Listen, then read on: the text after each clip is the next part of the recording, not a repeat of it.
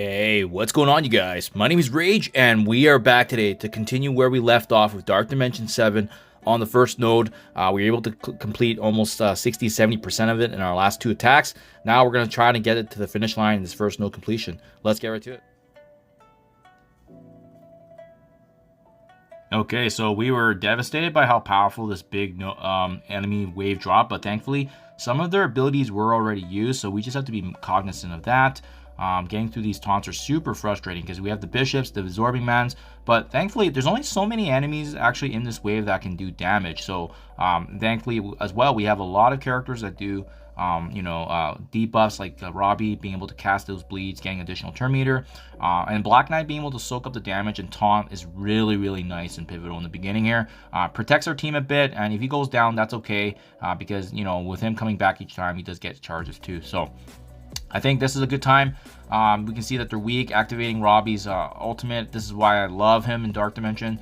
Just the amount of debuffs. And again, guys, I pointed this out in my last video, but I have him actually as an isolate healer. So he's the one that's granting those regens around. It's been pretty big. It's been pretty notable, to say the least, in terms of just adding that a little bit of sustain. Now we activate Apocalypse's ultimate, and we're in a good spot. I think aiming for Black Cat obviously makes the most sense. I think she's the most important character in this mix. And then if we are up against any of her abilities, it's just bad news for us. So we're going to try to take her down. Okay, and that leaves only now this mixture here. Morgan Le Fay is probably the next biggest threat that we're going to be mindful of there.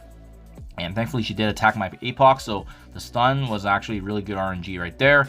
And then if you're able to, I got really lucky here, but the ability block on Darkhawk, so that way they're not getting additional turn meter rewind. And now Darkhawk also has the exposure on him, so anytime we do attack him, there's gonna be some nice passive damage happening there. Again, thanks largely because of Super Scroll.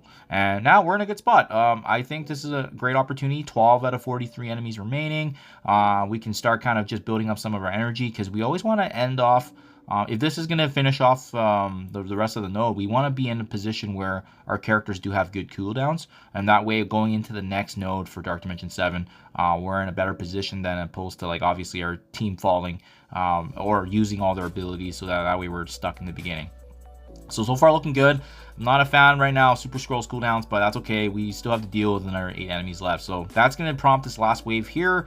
Again, back to that mixture of the Ghost Riders, in addition to more of Death Seed and Horseman synergy of Morgan Le Fay and Archangel. So they really like this mixture here, but thankfully we have a lot of a crowd controlling aspect. So in the previous attempts, I did try to lock down and focus on Archangel, but I think for this one, Robbie, Morgan Le Fay, they're all going to be very important and pivotal. I'm going to go ahead back to Archangel again. I just like that, that way he's not able to use some of his heavier abilities. And keep in mind too, if any of our allies fall, Archangel is going to be granting some additional, he's going to be reducing our turn meter as well. So just something to be mindful of. We're going to try to control these characters as early as we can. Got Robbie here next with the ability block. So I think, again, take advantage, maybe block their ability, block their Ghost Rider Robbie, so that way he's not able to use his abilities on us to prevent us from moving. But thankfully, we have the debuff advantage already, but they're going to likely get the turn meter, right? So that's why, it's nice to have a character like Vulture. He's not game-changing by any means, but he's been a really nice supplementary piece to this strong Dark Dimension team that we have built up.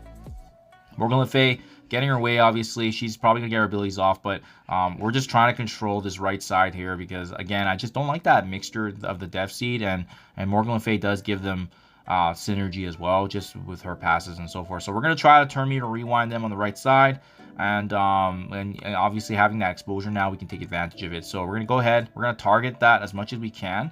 And remember, Black Knight does have that really powerful ultimate ability to grant buffs too, so just good to have as an option. We actually probably should have used it, because I just realized I'm out of charges right now when I was going through it, and those charges would have been nice just for like just for the retaliation attacks, right? So as you can see right there, that was a missed opportunity, but that's okay. It is what it is. Can't do this, but there's always better ways to play it when you're reviewing and going back, right? But now we have a chance here with Super Scroll ultimate, and with the amount of debuffs that we're up against. This is huge, the amount of damage, and our team's looking kind of weak with the debuffs, but I like how the damage we did there. So again, not ideal because Archangel is getting a little bit of synergy there, but honestly speaking, if you guys have followed my past Dark Dimension videos, I've also noted that a good strategy is if you're able to actually perish and fall in the last wave here with all their abilities getting used, it's actually not a bad spot to be. Reason being is because you can see here more than half the enemies we're up against right now are basically almost gone, like 10 to 20%. On top of that, now if we go back in for another attack here, we can actually clean up, and it's going to give us an opportunity to build up our cooldowns too. So I do actually like that, so I'm okay with keeping this, and that's a legitimate strategy, because sometimes you don't want to just one-shot it or finish all the way with the cooldowns in mind. So we're going to go back in here, one more attack. As you guys can see, 7 out of 43, but again, thankfully these enemies are a lot weaker, right? And Archangel was able to take advantage of the fact that he could use his passive to reduce our turn meter, but our enemies are now in a really weakened state. We could take advantage of this. The bleeds are actually going to be able to finish them off, and ideally, because we're up against a Wong as well, he's a great character to leave at the very end.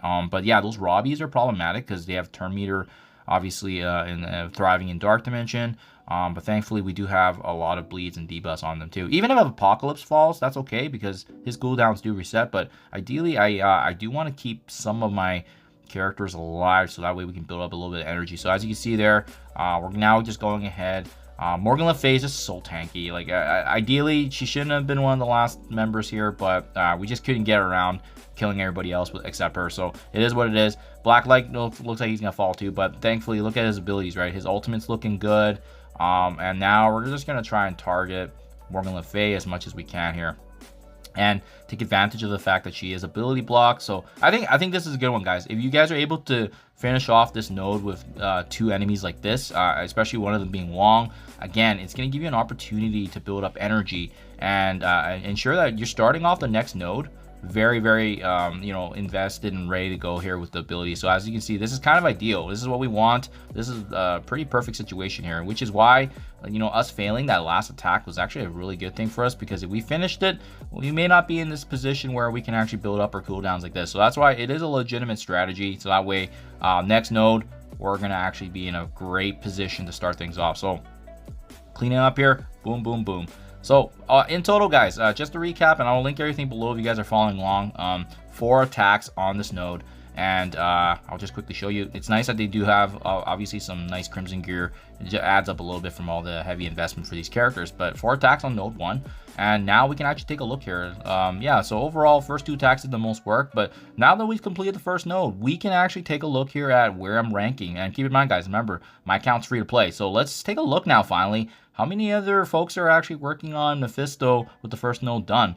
I'm curious. Okay, so still top 5,000. All right, that's great. Free to play. So I'm sure other folks are likely in the same boat as myself, either getting their geared 5 characters getting ready to start here. But remember, it's a marathon and not a sprint, and it's going to be really down to management of resources. So hopefully this helps you guys out. Thank you for your time as always, and I'll catch you guys in the next one.